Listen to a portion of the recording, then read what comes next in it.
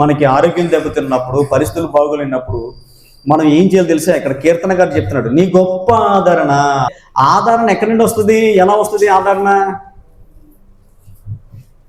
ఆదరణ ఎలా వస్తుంది ఆలోచించండి. లోకంలో ఉన్న తాత్కాలిక ఆదరణ లేదు చెప్పమంటారా? కష్టాలు ఉన్నవాడు వెంటనే వాడు గుర్తు చేసి తెలుసా? బారుకి వెళ్తా లేదా?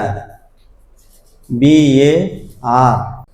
బి అంటే బాగా తాగి, ఏ అంటే ఆంబోతులుగా, ఆర్ అంటే రోడ్డు మీద పడిపోవడం. బార్ అంటే అదే అర్థం. బాగా తాగి ఆంబోతులో రోడ్డు మీద పడిపోవడం. బారుకి వెళ్తాడు. తాగే వాళ్ళందరూ ఏమిటో తెలుసండి? ఒరే నా బాధలు ఎక్కిపోయి ఒక్కసారి వెళ్ళి ఒకటి అర్థం అంటాడు.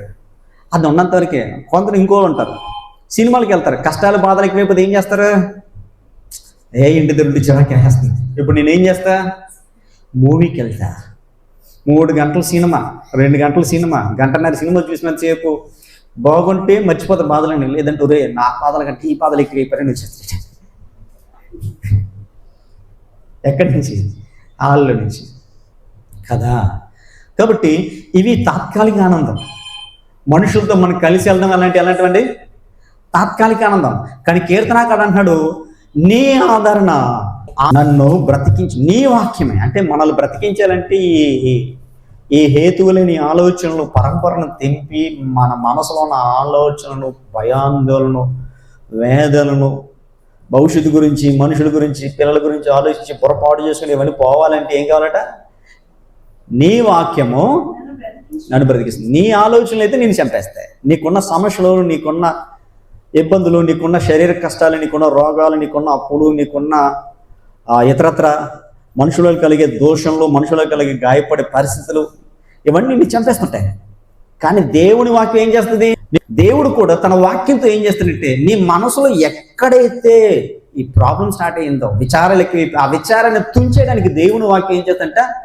ఎబ్రీ చెప్తాడు కదా 4వ అధ్యాయంలో, ఎందుకనగా దేవుని వాక్యము 2 అంచులు గల ఎటువంటి ఖడ్గము కంటే వాడినయుండి ప్రాణాత్మను విభజించినంత మట్టుకు దూర్చి హృదయం యొక్క ఆలోచనలు, తలంపులను శోధిస్తుంది. అది ఎక్కడికి వెళ్ళిపోద్ది అంటే, నీ అంతరంగంలో జరుగుతున్న యుద్ధం ఏదైతే ఉందో, సమస్యలు బట్టి నిద్రపాటక, ఆహారం సహించక, ఆందోళన ఏదైతే అక్కడికి వెళ్ళిపోద్ది వాక్యం. అక్కడికి వెళ్ళి వాక్యం ఏం చేస్తుంది? నీ విచారాలు ఎందుకు వచ్చాయి, నీ సమస్యలు ఎందుకు వచ్చాయి, దాన్ని అలా పెట్టుకోకూడదని దాని నుంచి డైవర్ట్ చేసి నిన్నేం చేస్తుంది?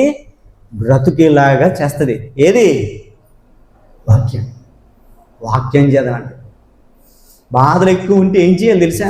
కీర్తనలు చదవండి, యోబు గ్రంథం చదవండి, ప్రసంగి చదవండి, సామెతలు చదవండి. ఆదరణ